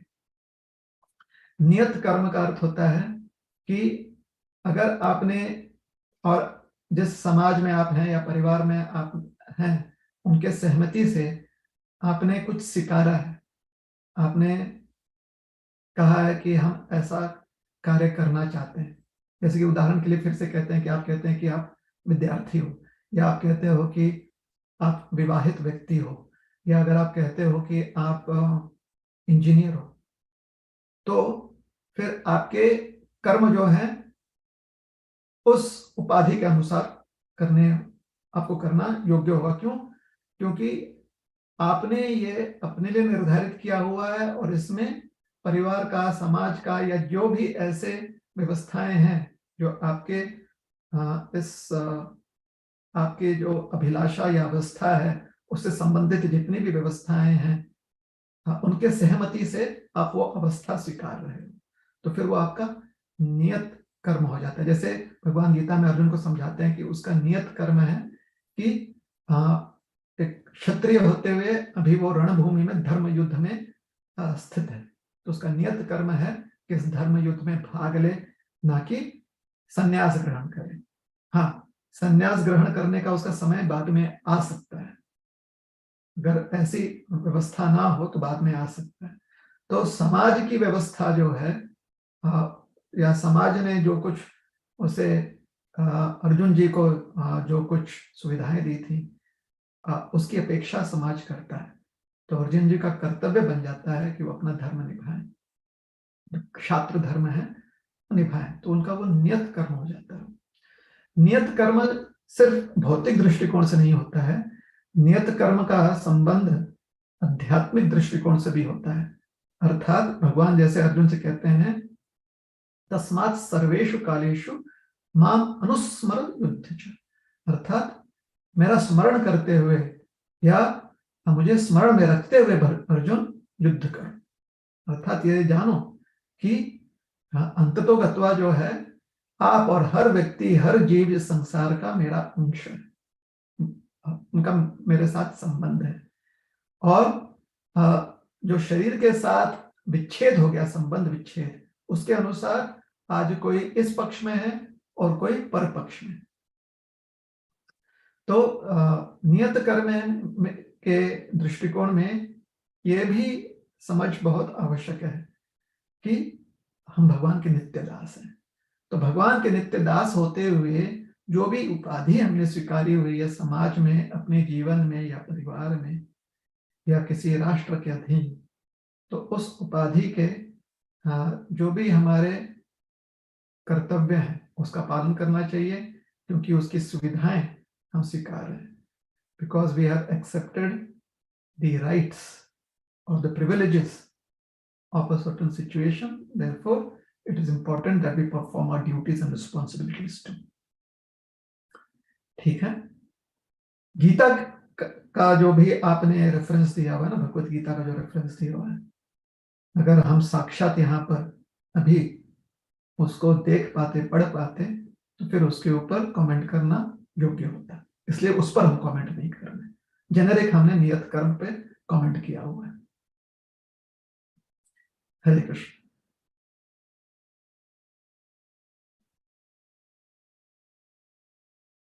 हरे कृष्णा।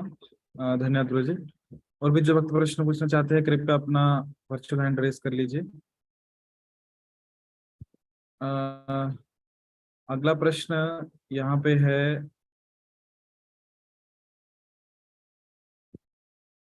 उनका नाम, ठीक है, नित्यानंद प्रभु एज ए डिवोटी उन्होंने फॉरगिव किया, माफ किया जगाई और मदाही को, और चैतन्य महाप्रभु जब सुदर्शन चक्र उन पे चलाने वाले थे तो उनको बचा लिया। तो वैसे ही अर्जुन ने कौरव को माफ करना चाहते थे, तो भगवान श्री कृष्ण ने उनको क्यों उत्तेजित किया कि तुम युद्ध करो?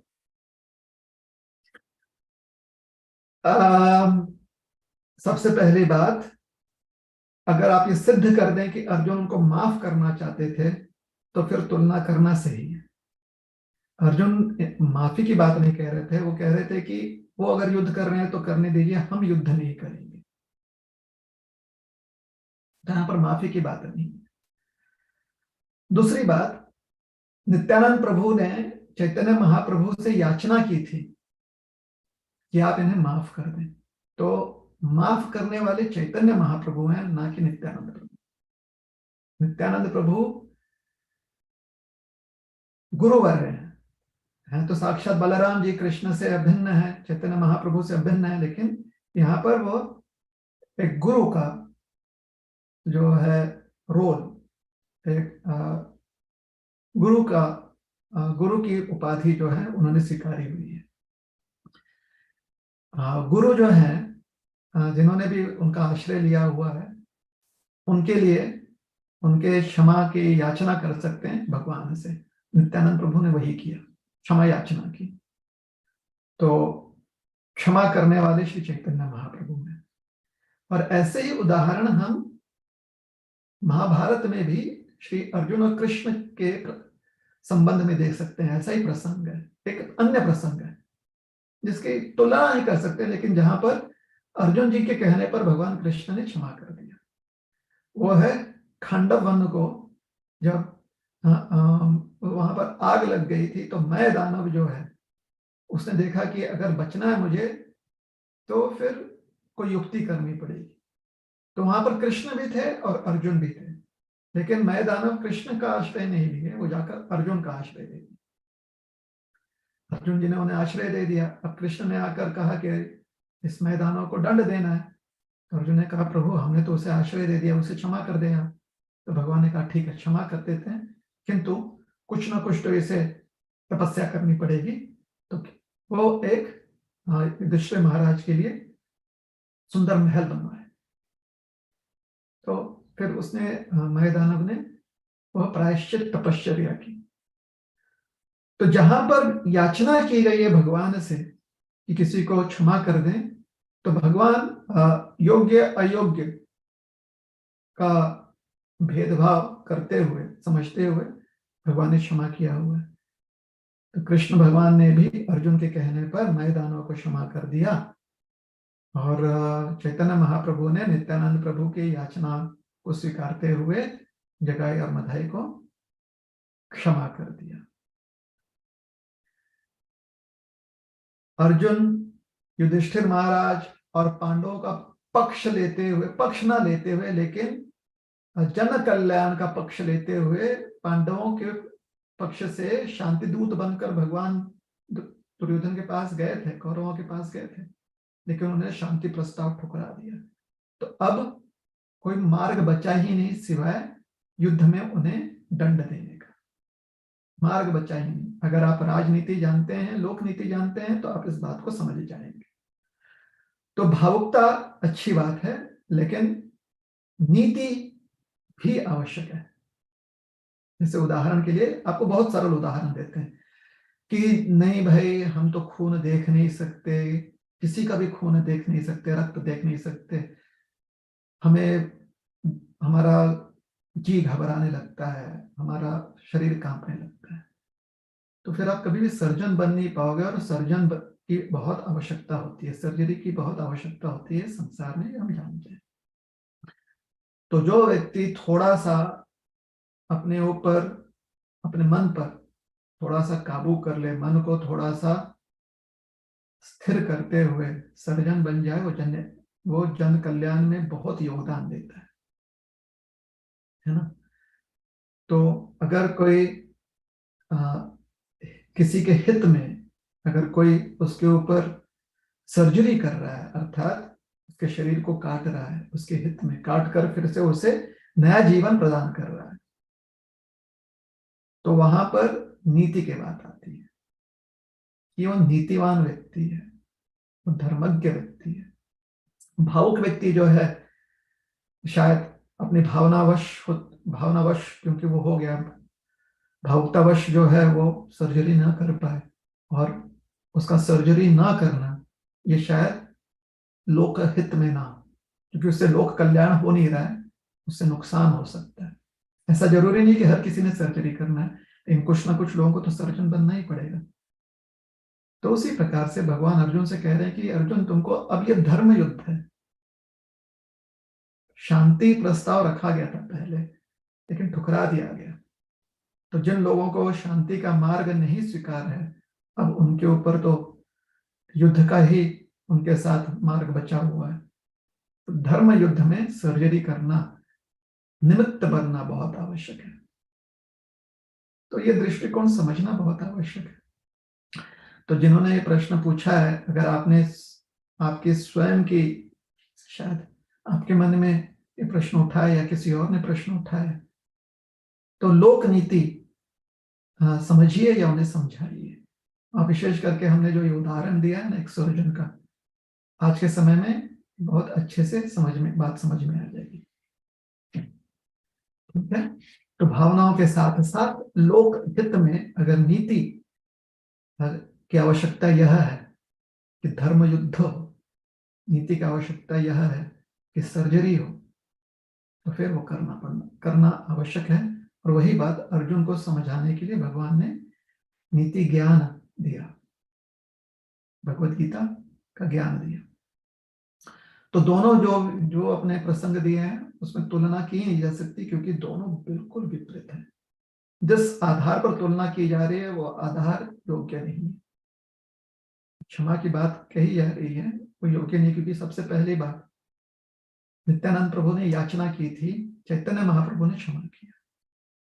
दूसरी चीज, अर्जुन धर्म युद्ध त्याग कर जा रहे हैं, जबकि उन्हें धर्म युद्ध में भाग लेना ये नीति योग्य है।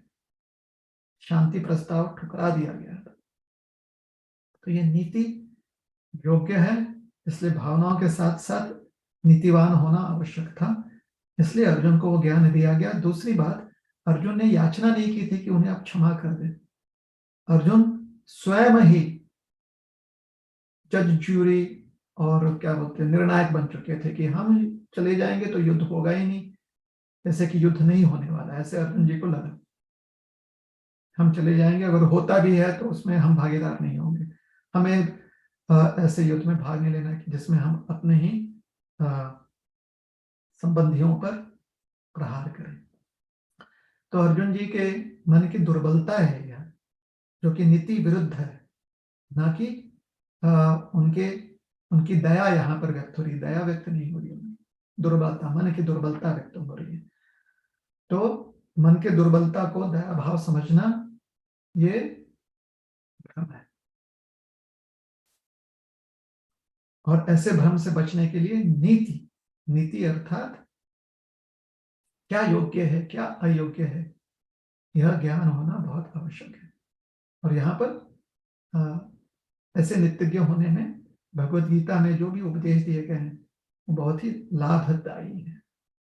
ठीक है, और तीसरी बात, महाभारत में हमने एक प्रसंग बताया जहां पर अर्जुन जी ने याचना की कि मैं दानव को क्षमा कर दें, और भगवान कृष्ण ने क्षमा कर दिया, तो वो भी प्रसंग है। हरे कृष्णा। हरे कृष्ण, धन्यवाद प्रभु जी। अगला प्रश्न यहाँ पे अर्जुन प्रभु का है। और भी जो भक्त प्रश्न पूछना चाहते हैं अपना वर्चुअल हैंड रेज कर सकते हैं, तब तक मैं गूगल फॉर्म का प्रश्न पूछता हूँ। अर्जुन प्रभु पूछ रहे हैं कि क्योंकि सब में भगवान का वास है, तो इस वजह से यदि माला जप नहीं किया पर किसी गरीब की मदद की तो चलेगा क्या? अगर सब में भगवान का वास है तो आपके माला में भी भगवान का वास है। जैसे कि सब में भगवान का वास है ना, तो हर कण कण में भगवान का वास है, आपकी माला में भी भगवान का वास है, आपकी उंगलियों में भी भगवान का वास है। तो माला भी कीजिए और गरीबों की भी मदद कीजिए। गरीबों को मदद करते हुए नाम स्मरण कीजिए। गरीबों को साथ में बैठकर उन्हें अगर आप मदद करना चाहते हैं, कंबल देना चाहते हैं, खाना देना चाहते हैं, अगर रोगी हैं तो उनका उपचार करवाना चाहते हैं, ये सब कीजिए। उनके साथ और थोड़ा 10 मिनट बैठ जाइए, आप भी माला कीजिए, उनसे भी माला करवाइए, क्या समस्या है ना? तो दोनों को अलग मत कीजिए। बहुत समय से लोग इसको अलग किए जा रहे हैं, ये एक दृष्टिकोण बन गया है कि अलग अलग बातें हैं, जबकि हमारी संस्कृति में हर चीज को जोड़कर रखने की बात की गई है। तो गरीबों की आप मदद कर रहे हैं, मदद कीजिए। उस समय मदद करते हुए अपने मुख से नाम स्मरण कीजिए, हो सके तो उनसे भी आग्रह कीजिए, उनसे प्रार्थना कीजिए कि वो भी नाम स्मरण करें। नाम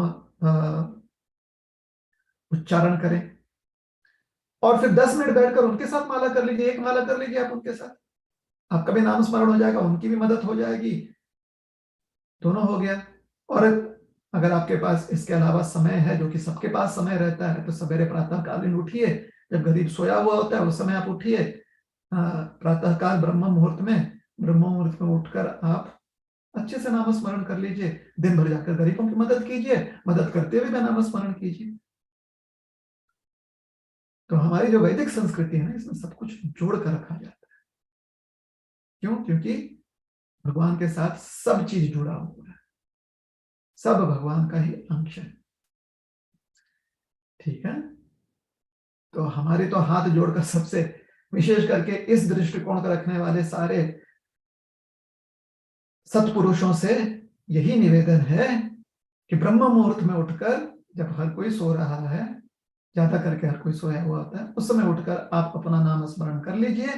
दिन भर फिर जाकर आप दूसरों की मदद कीजिए, मदद करते हुए विशेष करके गरीबों की मदद कीजिए, मदद करते हुए नाम स्मरण कीजिए। उनसे भी आग्रह कीजिए कि वो नाम जो है उच्चारण करें, और हो सके तो उनके साथ बैठकर आप जो है एक माला कर लीजिए, उन्हें भी माला दे दीजिए, क्योंकि आपकी माला में भी भगवान का वास है, हर मणि में भगवान का वास है, आपकी उंगलियों में भी भगवान का वास है, आपके जिह्वा पर भी भगवान का वास है। ये आपकी ही वाणी है ना, आपने कहा कि सर्वत्र भगवान का वास है।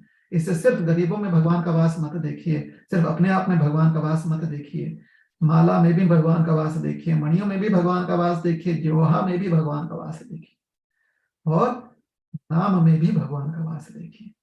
भगवान सर्वत्र वास करते हैं।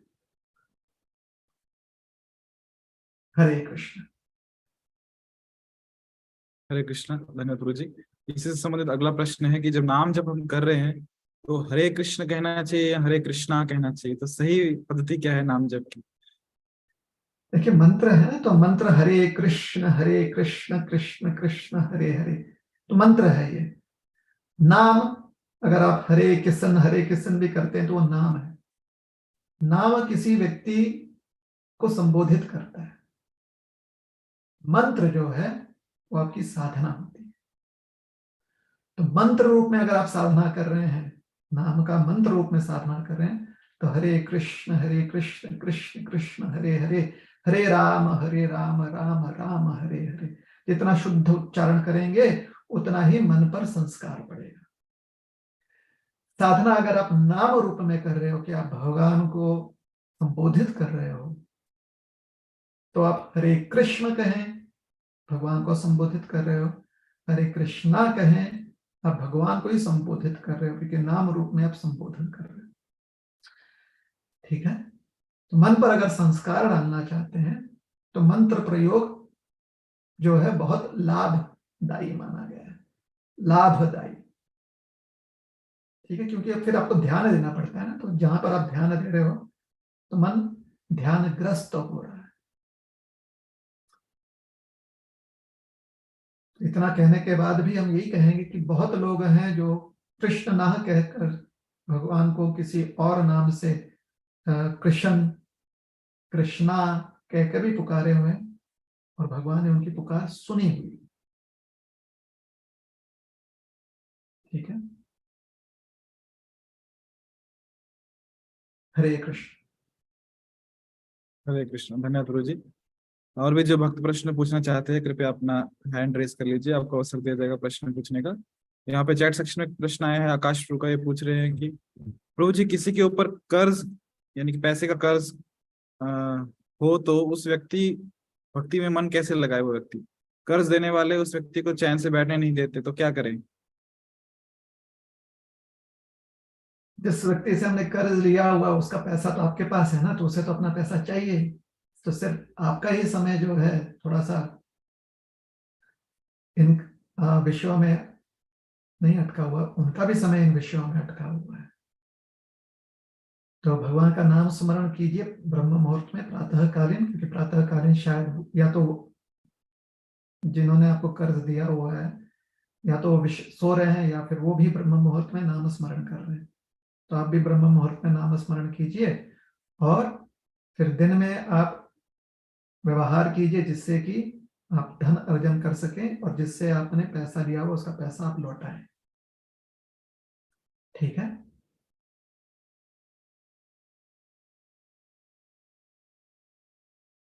आकाश वो अपना अभिप्राय व्यक्त कर सकते हैं।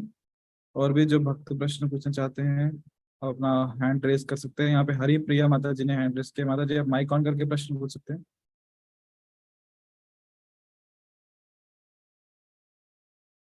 हरे कृष्णा। हरि प्रिया माता जी आप अपना मैं माइक। हाँ, हरे कृष्णा। हरे कृष्ण। हाँ, आवाज आ रही मेरी? मोक्ष और निर्माण में अंतर क्या है? मोक्ष और निर्वाण में अंतर क्या है? जी। निर्वाण यह शब्द है जहां पर आप जिस स्थिति पर, जिस चीज पर आप आश्रित हो, आप उससे बाहर निकल गए, उसे कहते हैं निर्वाण। तो आप ऐसी अवस्था में हो जहां पर वह बंधन नहीं है जिस पर आप आश्रित थे। तो निर्वाण का प्रयोग अक्सर उस अवस्था के लिए किया गया। भगवद गीता में भी भगवान उसका इस शब्द का प्रयोग करते हैं। उस अवस्था के लिए उसका प्रयोग किया गया जहां पर जन्म मृत्यु पर अब हम आश्रित नहीं हैं, अर्थात शरीर पर आश्रित नहीं है। मोक्ष का अर्थ होता है जिस अवस्था में हम बंधे हुए हैं उस अवस्था को पुनः ना देखें या उस अवस्था में पुनः ना बंधे। तो जहां जहां मोक्ष का प्रयोग किया गया शास्त्र में वहां पर भी उसका अर्थ यह निकलता है क्योंकि जन्म मृत्यु के बंधन में व्यक्ति बंधा हुआ, इसलिए जन्म मृत्यु से संबंधित ही सारा दृश्य उसे प्राप्त है। तो अब ऐसे दृश्य से बाहर निकल चुका है, मुक्त हो चुका है। तो यह इन दोनों शब्दों का अर्थ है। हाँ, भजन करने से व्यक्ति इस अवस्था को प्राप्त हो जाता है। कौन सी अवस्था है? भजन करने से व्यक्ति भगवान पर पूरी तरह से आश्रित हो जाता है, ना कि इस संसार के सांसारिक तत्वों पर वो आश्रित नहीं रहता। उससे वो बाहर निकल जाता है, उससे वो मुक्त हो जाता है। तो भजन करना, भगवान का भजन करना या भगवान का नाम स्मरण करने से व्यक्ति को यह लाभ मिल सकता है।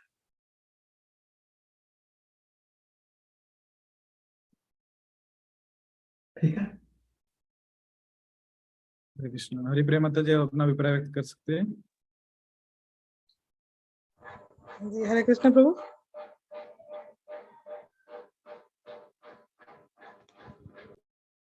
धन्यवाद। अगला प्रश्न यहाँ पे श्री राधा शक्ति माता जी का। माता जी आप माइक ऑन करके प्रश्न पूछ सकते हैं। हरे कृष्णा। दंडोत प्रभु जी। आवाज आ रहा है? हरे कृष्णा। प्रभु जी, श्री चैतन्य महाप्रभु का अचिंत्य भेदाभेद तत्व का विश्लेषण क्या है?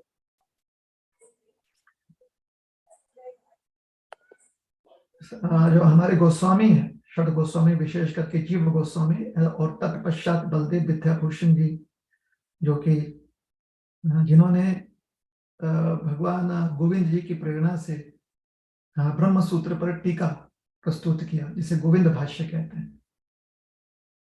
उन्होंने हमारे गौड़ीय मध्व गौड़ीय जो गुरु शिष्य परंपरा है, ब्रह्म मध्व गौड़ीय, क्षमा कीजिएगा, ये पूरा है, ब्रह्म मध्व गौड़ीय गुरु शिष्य जो परंपरा है, उसका सैद्धांतिक दृष्टिकोण समझाया है कि वो है अचिंत्य भेदाभेद तत्व। अचिंत्य भेदाभेद तत्व का अर्थ होता है कि भगवान और जीव, भगवान और प्रकृति, जीव और प्रकृति एक समय पर अलग भी हैं और साथ ही साथ एक ही हैं।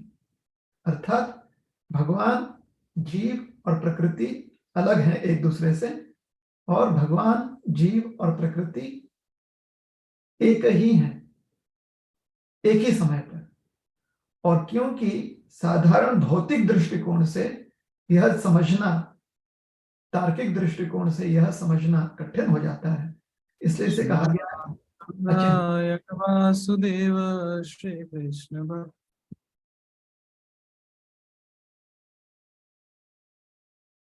हरे कृष्ण। तो भौतिक दृष्टिकोण से या तार्किक दृष्टिकोण से, क्योंकि यह समझना कठिन हो जाता है, इसलिए इसे कहा गया अचिंत्य, अर्थात भगवान ही इस कार्य को सिद्ध कर सकते हैं, कोई साधारण व्यक्ति इस कार्य को सिद्ध नहीं कर सकता।